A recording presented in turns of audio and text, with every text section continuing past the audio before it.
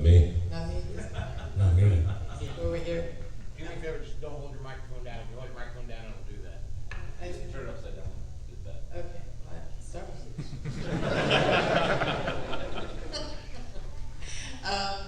George was great. He was he is, you know, I mean, the kind of director that is, I think he, you know, he has a script and then he has great, I'm not doing anything with that. I call you. So, okay. I actually, can you hear me without the mic? Yeah, go ahead. I don't know. I got you. Go ahead. That's what actors do. We don't need mics, right? This is, I hate this. I know, I hate the mic. Basically, George was wonderful in that he was very, very receptive and open to whatever an actor wanted to do. And usually, you know, you would do a take and you'd go, is that okay? And then he would like, if he really liked it, he goes, great, man, great. And then there would be this kind of face, you know, like, yeah. And then you knew he didn't really want that. He wanted something a little different. And he was a nonverbal director, which was the best kind, you know, because you sort of intuitively get what, you know, what he wants. And then he would always accept your other version, you know, another way of doing the scene, or in one case, you know, I wanted to do a couple of different scenes that weren't in the script, and we had long talks about it, or, you know, the scene where I was in the makeup room, he wanted to cut that all together, and I went late one night to his office and typed him a letter on his typewriter saying why that should be in the film, why it was so important to that character. And he accepted all of it. I think the interesting thing when we did Creepshow, you know, he was working with a lot of actors that were really, really heavy hitters, like Hal Holbrook and Ed Harris and Carrie Nye and A.G. Marshall, people who really had their chops as actors. And they didn't quite know what they were getting into, and every single one of them came away with incredible admiration for George's work and respect for his directing style and his appreciation of them as actors. And I think that's huge, because most actors like that are incredibly dismissive of film directors. They just like, let me get paid, do the part, and go away. And instead, they all were really very impressed with what George did with them in the film. Yeah, I just reiterate what Galen said. It was very collaborative, had a great sense of humor, and was very relaxed. So he set a tone where you would feel relaxed. And when you're relaxed, then you can start to follow your instincts and your impulses, you know, provided you're totally prepared. You know, then that takes over. And then he just reflects back, non-criticism, you know, just reflect back to you and make an adjustment, but in a very relaxed fashion. You know who Stanley Tucci is? Yeah. Right? Okay, from Hunger Games and many, many other things. He said in the behind the scenes, this is not about George, but it's about the same idea. He said that 90% of directors do not know how to work with actors, right? Or how to language with them, or give them the space, right, to do what they do. And it's pretty true. You know, visual storytellers, they can be brilliant, right? But a greater percentage of them don't work well with actors. In terms of that. I thought that George, when he found something that he liked, he would, of course, he'd give you and if he found something he liked, he'd give you the smile. If you had a suggestion, he had a movement with his shoulders. He would kind of go, huh, you know, yeah, you know. And he was always, most directors, when they hire an actor, they want to know how hard they're going to have to work to get something out of that actor, to get that actor to a certain place, to get the performance that they want. And if you've been cast in Hollywood, or you've been cast in not Hollywood, but in any film or any television, then they usually, one of the important things about casting an actor is, am I going to have to work especially hard to get a performance out of this character, this actor, to get this guy to do what I want? And George didn't seem to have that issue with anybody's work. He always cast an actor who would bring something to the part, bring something different, and he was always open, as Scott says, for collaboration. So you would say something, George, I want to do this, I'd like to try that, what do you think of this, what do you think of that? And mostly it was, let's try it, sure, that works, let's give it a shot. So it was always that kind of feeling with George, and as David said, very quiet, very reserved, laid back, and as a director, you're in charge of everything. So if you've got actors that you have to direct, you have background people, you have ADs, you have to make sure they're you're getting the help from them that you need. You've got the producer behind you. You've got zombies roaming all over the place. You've got the set. You've got special effects, lighting, everything that's going on, camera, and so I found that George just seemed to, I think maybe the relaxed persona that he had was part of that. Just let me make this happen. Let me see if it works, and let me see where we go with it. He had the material. He had, he knew what he had in the script.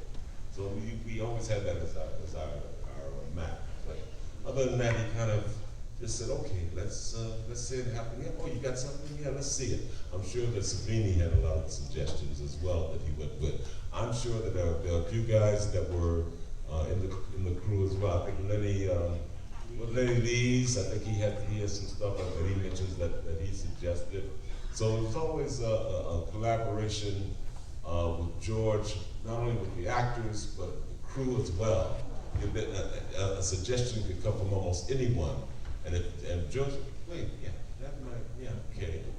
Or if he didn't like it, immediately he could, and just shake his head and move on to something else, and that would be it. So he was like a cool, very cool, laid back director who knew exactly what he wanted, and didn't really give you, he didn't seem to explode. Some directors I've worked with other directors who created a certain atmosphere on the set, and some created tension on the set because they wanted that. They want the actors to feel that and bring that to the screen. And so you walk in, and all of a sudden you might hear him say, "Aren't you son of a bitch? What are you doing?" Or, what the F is that? And this is, nothing's going on. But they just want the actors to be a little bit, tense and maybe, have that adrenaline going so they can get something else. George didn't have to do that with us. He just sat back and just let it happen. Took the suggestions, and if they were good, we worked with it. If they weren't good, we dismiss it and we move on to something else. No one got the feelings here. This just kind of popped into my head as you were talking about George. Can you compare George and Rob Zombie and their style of directing? Oh my goodness, that's so difficult because that's 1978 to 2005 and 6. They both had their own unique qualities. I think Rob Zombie has he's an artist. He paints. And he's of course his music, of course. But he's I respect his courage. I think he has a grasp of a certain certain style of Americana, especially in dialogue, great dialogue. And he's also a fun guy. Rob, you're on the set with Rob, and Rob is, he's as much a part of the team in terms of, being another actor and telling stories. And, we were shooting the scene, the dance scene in Devil's Rejects, where everybody's dancing and having a good time. And all of a sudden, we had Rob and the entire crew in the party dancing. They all of a sudden looked around and he was dancing, and the camera guys was dancing. They're still rolling. They're out there. They're kicking it too. And that was Rob. It was Devil's Rejects was such a special movie. This is the Dawn of the Dead panel, so I don't want to spend enough time, but it was such a special movie because of the atmosphere that Rob Zombie created, and it was that kind of atmosphere. You know, he knew what he wanted as well, and he made it happen. He was also very collaborative with the actors, but he also had that kind of fun. I mean, he was a fun individual. He had a lot of fun. It was almost like having your best friend direct, and you're working together, and you're joking, and you're laughing, and you're shooting the bull as you're working. So it was that kind of thing, as opposed to George, who was kind of, he was very thoughtful, and and contemplative, that kind of thing. He'd have to sit back, and then when Rob was, hey, let's go, let's do it. He was almost like the rock star he is on the set, but not without being the rock star, without doing this, but the same movements, the same kind of energy, that kind of thing. So it's different, yeah. Kayleen and Ken, there's been some debate about an alternate ending to the film. Well, talk about that if you could, Kayleen. Let's start with you. Well, there was an alternate. Oh, did that work? That's great. Hello? Yeah. Okay. There was an alternate ending. I was supposed to die, and Kenny was supposed to die. That was the alternate ending. What? Yeah. Well, you didn't know this after 30 something? No, I mean, there's the script. The script is there. I mean, it's the alternate ending was that we had given up. I think Kenny you put a gun to your head, and I put my head through a chopper, and we shot the thing. Obviously, I didn't really put my head, but we shot it as if that would be the ending. And Savini created. That was my first meeting in Pittsburgh. Was meeting Savini, who was casting my head when he was going to we were going to kill me, and he got my head stuck in the plaster cast, and that was like how I was introduced to Dawn of the Dead, and Tom kept saying, "Wow, this has never happened before." and so I think they used the head in the Bully. Yeah, they blew up something else with the head, and I don't know why I think George decided it was too depressing. Yeah, that was exactly it, because we were about to shoot the scene where I put the energy to my head, and George came up to me, and I think, see, that's an issue, and it's that some people know the stories, and some know. I've had several films where I thought that the ending or a certain situation happened for one reason, and then I get on a panel, and someone says, "No, this is what happened," and it totally blew me away. Texas Chainsaw Massacre, the same way. I thought they told me that they killed Benny, that they would bring me back because they tested it and the audiences didn't like that I died.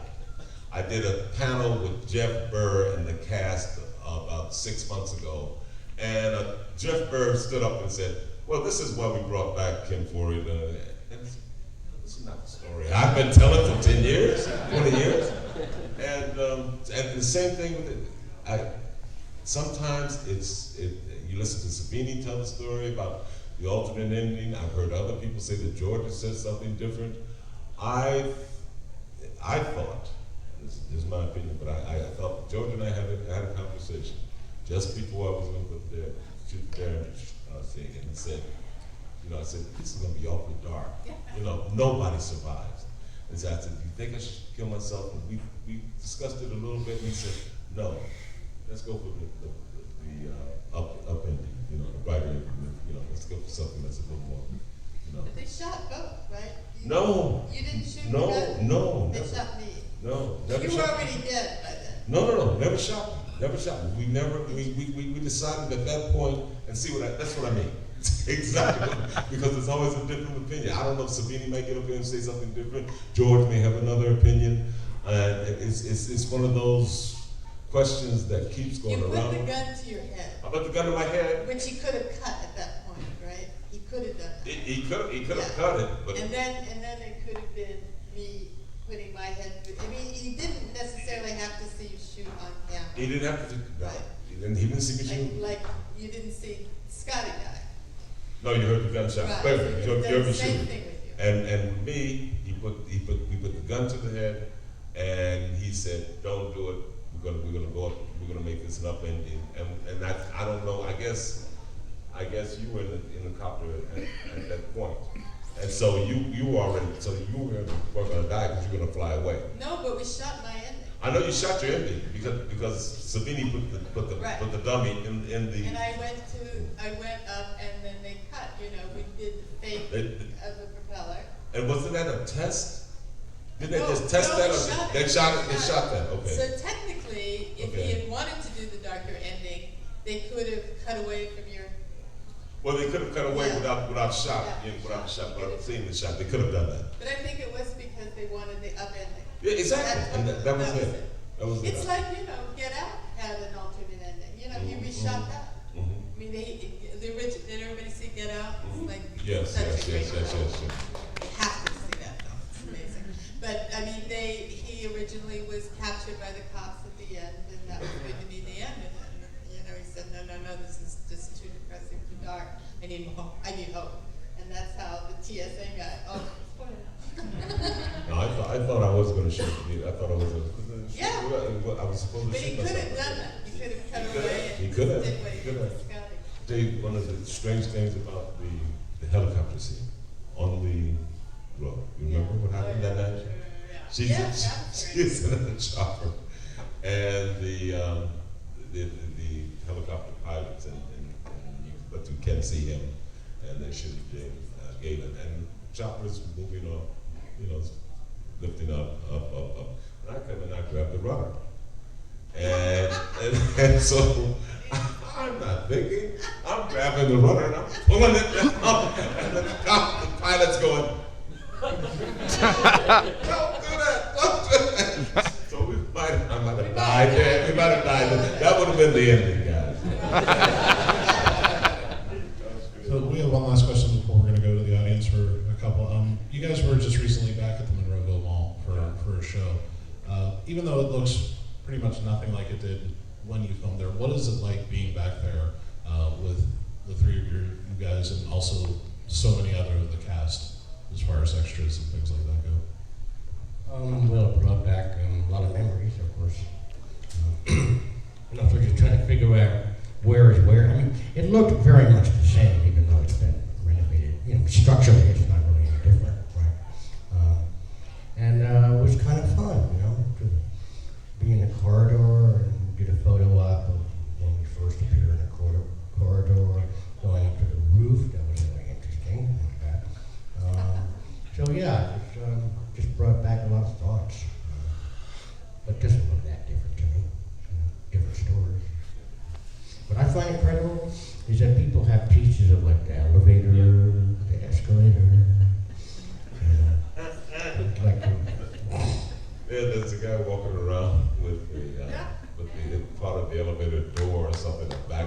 Where is he? Is he in here? There we are. Would you stand up, please? Matt, that's Matt. What have you got? Have you got it there with you? Yeah, I got it. Would you lift it up, please? There we go, guys. Here's something.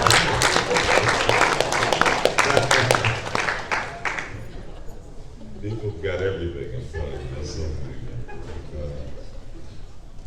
yeah. Go. Let's get into you going?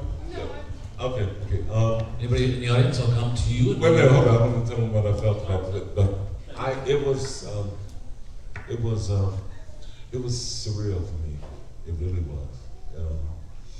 It's been what 30, 40 years, almost 40 years now since we shot this film.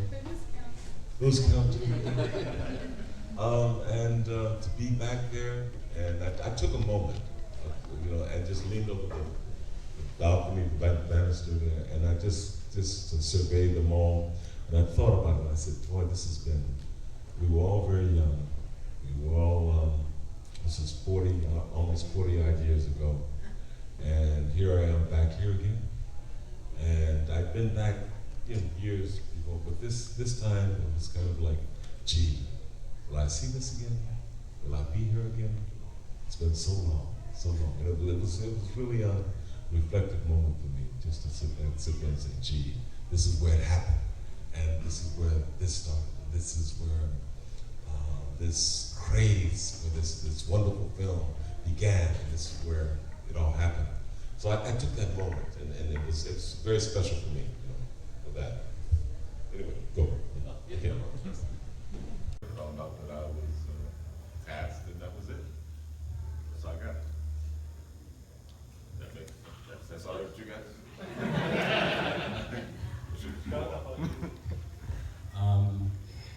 Yeah, I was in New York, stage actor, and Christine Forrest, at that time George Romero's girlfriend, she and I went to college together, and she called me and said, "Do you know who George Romero is?" And I said, "Yeah, Night of the Living Dead, right?" She said, "Uh-huh."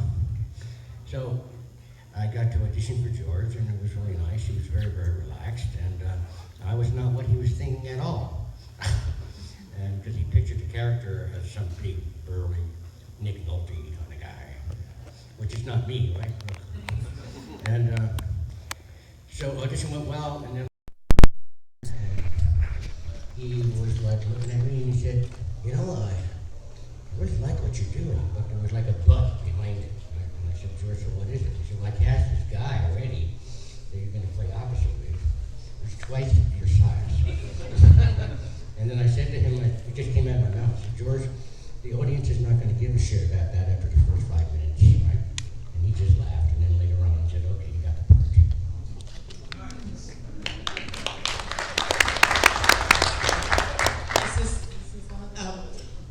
I think I was just, I was in an acting class, and a good friend of mine was sitting in the acting class and said, "Oh, you're blonde." And I said, "Yeah." And they go, "They're looking for blondes, they're looking for blondes." So I went down and I auditioned, and I didn't know who George was. I didn't know that he had done Night of the Living Dead. I didn't even know what Night of the Living Dead was. And so I did an audition. And I did an audition with the playwright. It was very interesting. And the monologue scared George. It was a monologue where you say goodbye to somebody and they step off the sidewalk and you never see them again, and something terrible may have happened to them. And at the end of it, George said, "Oh my God, I'm so sorry for your friend. What happened?" I go, No, George, it's okay. It was just acting." And he said, okay, I like that. he was taken aback that he got taken. Anyway, and then I went back for a few more auditions, and that's how I got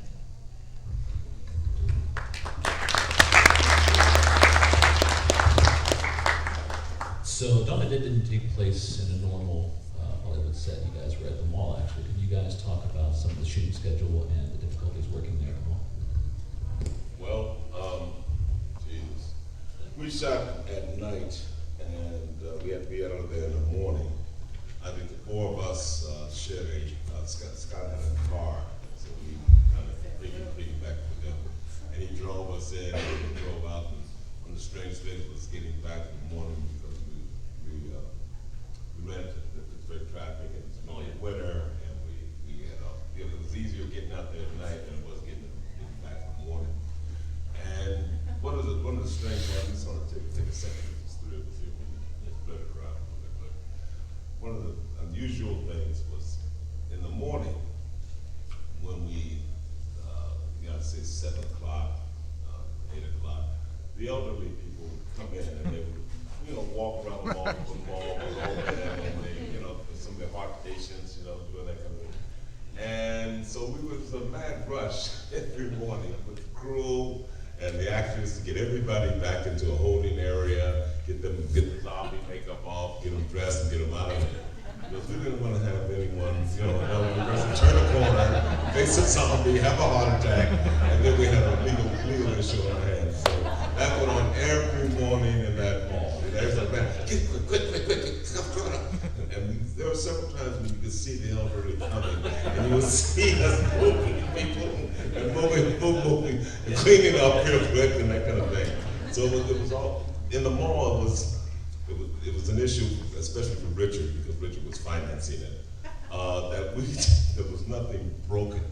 There wasn't a chip in the wall, or we hadn't destroyed something. We set up our own, gags and that kind of thing. But you were always kind of careful that if you damage anything, you may not be able to use them all, or there may be a big expense for the production. So it was always that. So that's just one story.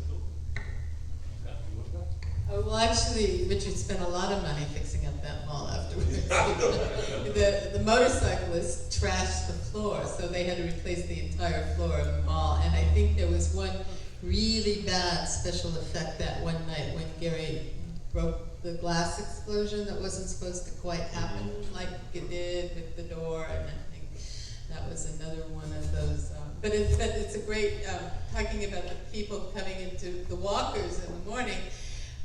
One morning, I did mix them up. I thought that they were zombies still, and they didn't know that it was a wrap. And I said to them, it's okay, we're done shooting for the night. And they didn't quite know what I meant, and then I realized they were, but then that was what was so brilliant about George. It was the zombies, the people in the mall. They are interchangeable. Well said.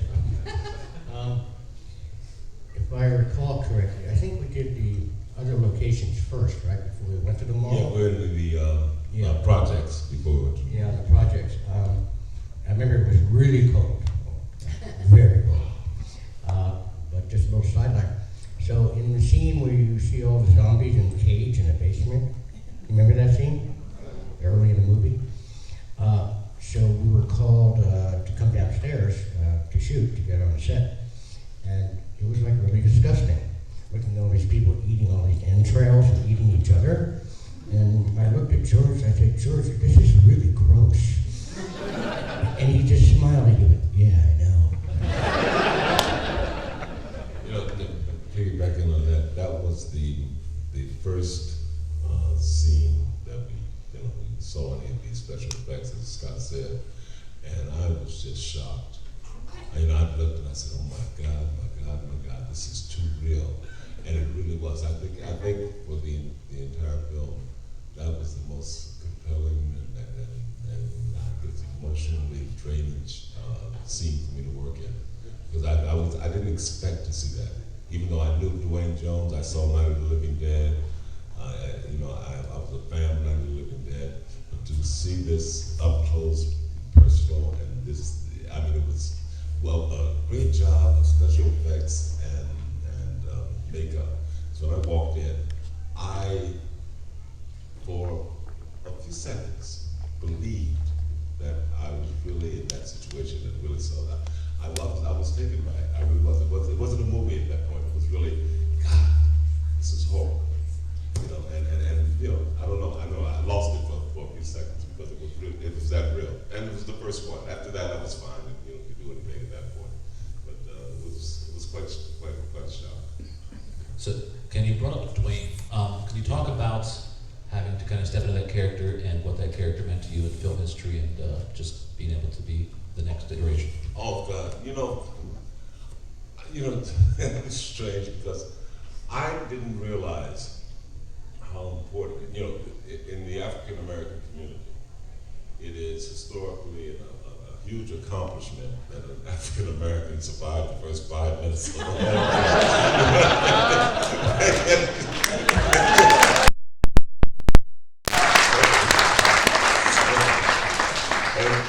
And I didn't realize how important it was until years later when people would stop me in airports and and say, "You made it." I said, "Man, you made it. You didn't die." I said, "Yeah." He said, "Great, man. This is great." I said, "Okay," and that kept happening. I said, "That was really important for African Americans. They really did."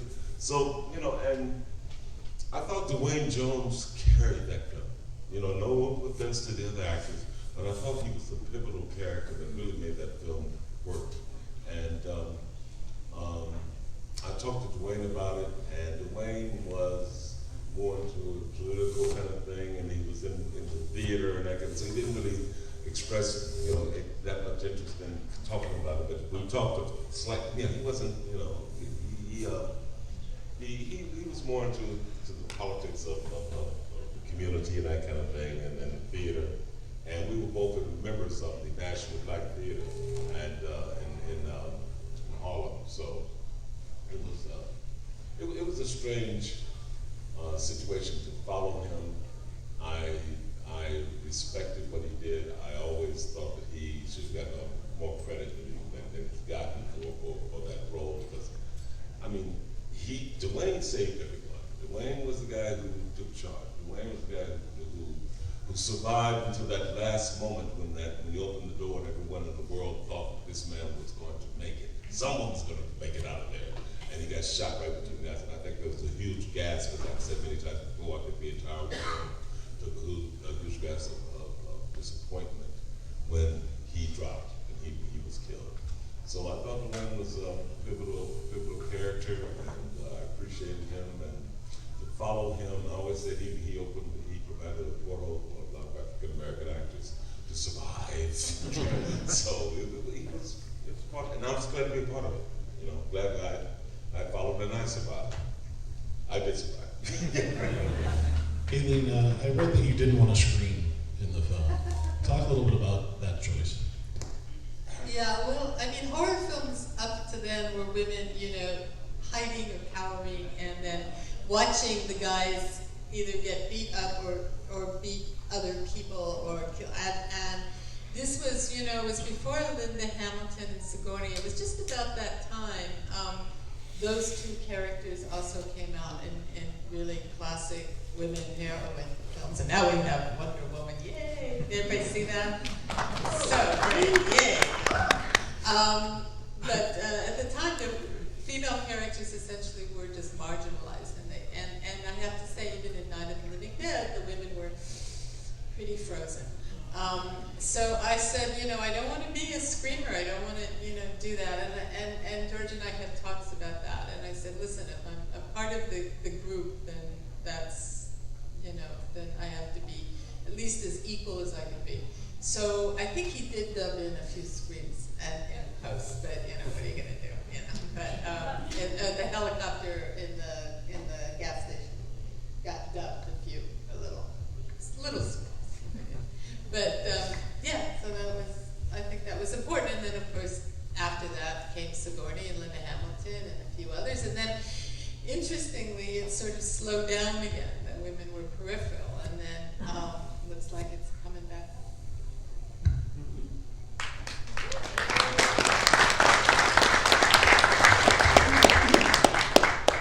Scott and Ken, there's a fun scene that you guys have in the truck where you guys are talking about each other's size. You mentioned earlier that George had brought it up to you beforehand. Was that his way of like explaining the size difference, or did you guys were honestly just making fun of each other in the truck? Exactly. It was all improv. Yeah. And we were actually making fun of each other. And the thing that came out of that, I think, is because we rode together almost every day to the set. You know, he'd make fun of me. I'd make fun of him. He's a big guy, and I'm just like a little guy. And we just sort of would riff with each other. And it all just came out of that relationship happening. And that was a fun scene. Yeah, that was with Short People. The song Short People hit the charts. Right. So I sang it to him every morning. And he was always late. I'm in the car and it's freezing in the garage, and she's like late. I'm going, why are you so late? You know? And I think you could answer. I said, I'm just giving Short People. And sometimes I'd be in my room and I'd say, okay, let's see how much time. All right, let me see how hungry is Scott getting. All right, then I come down maybe 5 or 10 minutes later and say hi. It was fun. Scott was always, where did it go? And eventually, I said, this is going to be fun. So I would purposely take my time, be a little later each day, just up 5 minutes. And I knew because he was about a second, and I was just a few minutes later every day. I knew exactly what you were doing. It was fun. And I also felt that, I don't know if it's true for you or not, you can just say, but that at first, when we kind of first met, started to talk, that you sort of like, who is this like feisty little white guy? He's like really blunt.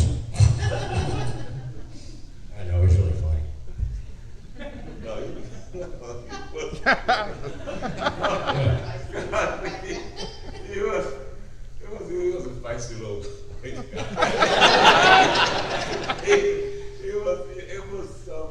He was a perfect partner. He was, he had fire, and he had a lot of pizzazz with him. I don't know how our relationship and working together, the two characters really worked for it. I don't know how it worked with Scott, but it was always that I could play off of him because he was as gung-ho, as macho, as determined.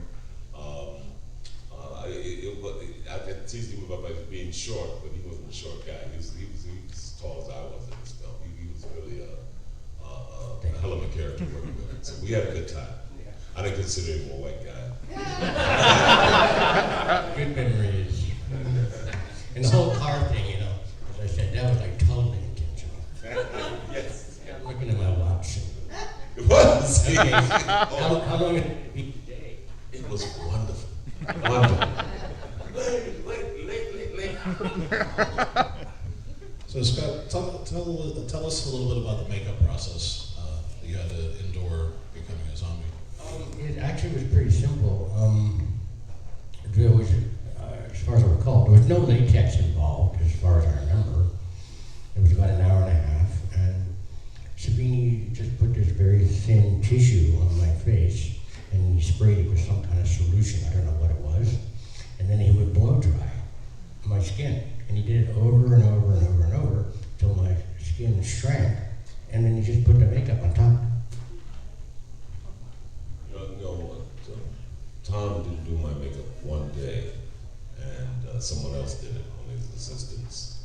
And I had turned out like green. The makeup was green. I don't know what she did, but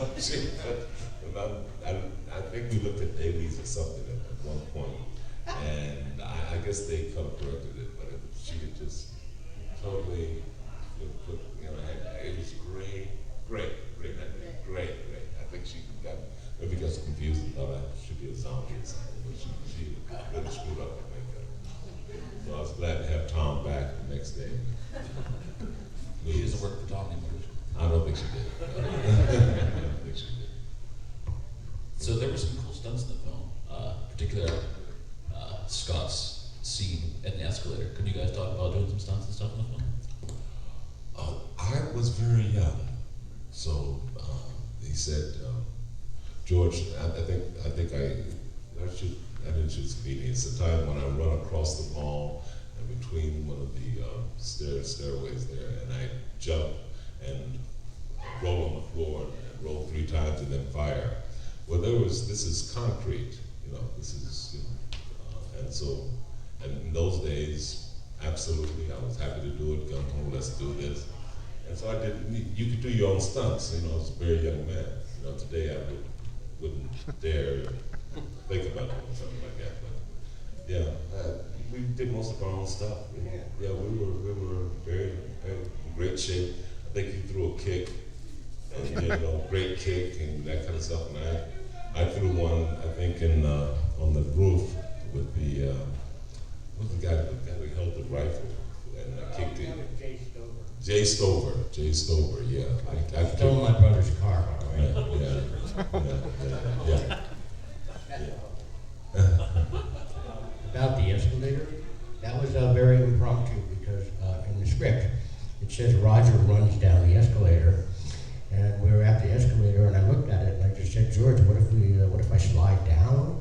And he went, what? I said, I can slide down, just have somebody spot me so I don't break my back. And he went, okay. And he moved the camera. It was kind of that simple. That's how that happened. So we all know George Romero is a famous director, genre creator. Talk about working with him and what type of director he was. There's a lot of directors that we hear about that are very do what I say, and some allow you to improv. Galen, let's start with you. What was it like working with George, and what type of director is he? Oops.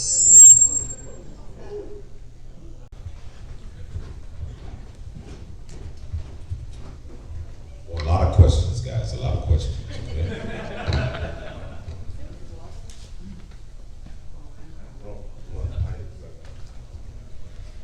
Hi, this is Ken. Night of the Living Dead is rather famously a case of colorblind casting. Romero's said in the past that he simply cast the best actor he could find. I was wondering if you knew if your part was written as black or if that was another case. You know, I've often wondered about that. I have no clue. Sometimes people ask George, and he always says, "Well, I picked the best actor for," but he keeps following with the same, a black character almost in all of them. Terry Alexander was in Day of the Dead. I think Gene Clark as the head zombie in Land of the Dead. So I don't know that George. I said, George, it's because you're Cuban. You're adding a little color to this, but I don't know why he does it. I don't know. I'm glad he did. But I wish I had an answer for you for that. And I wish someone would ask George and he would give another answer, because it really leaves it kind of open. I cast the best actor for the part, okay, but why do we continue to have that African American as a pivotal character in the film as well? You know what I mean? So I don't know. I'm just thrilled that he did, and I don't know. He knew Dwayne. There was some kind of connection between him and Dwayne and theater or something like that, or other people that were in the business that knew Dwayne, and they got together in terms of probably, as from what I understand, there was some connection with with people in film in Pittsburgh and some people in New York that he knew, and he had some relationship with Dwayne and other actors, and auditioned Dwayne and thought he was a great actor, and they used him. But I have no idea why they used him. I wish someone would tell me. That would be a great answer. That would solve a lot of questions for me as well, and probably the entire world. But because again, the last thing, it became everyone asked that question, why? Especially in 1968, there weren't many African Americans besides Sidney Poitier and Lilies of the Field. There weren't many African Americans that were, the lead or playing one of the leads in films, period. There were a few here and there, but in the 60s, not that many. You count them on one hand, so it was a very courageous move by him, if it was that, but he always says it was the best actor. I guess that's his way of kind of like staying away from the controversy, or creating a controversy, or, I don't know.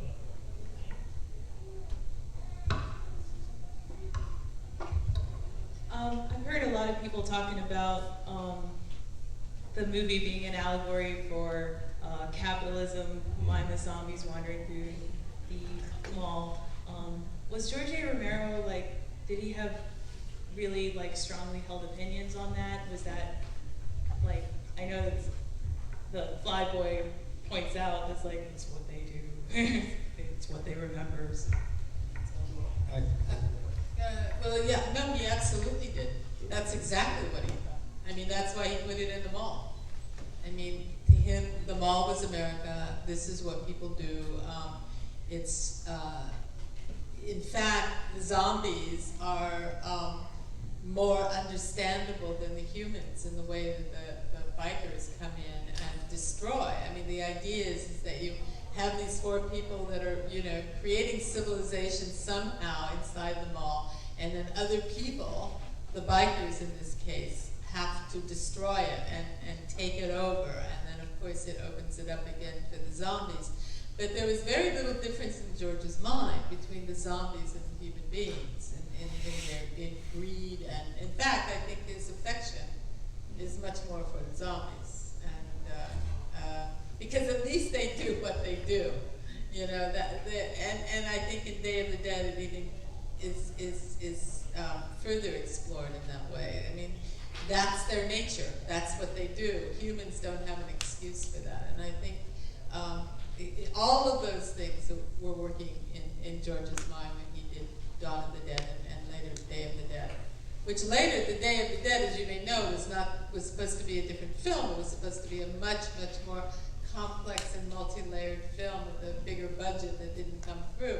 But much like Blade Runner, where there was the level of the elite living, you know, George may have predicted the 1% way back then, and everybody else, and everybody else struggling, and then the zombies were being trained to become the immigrant worker class, which is pretty prophetic when you think about it.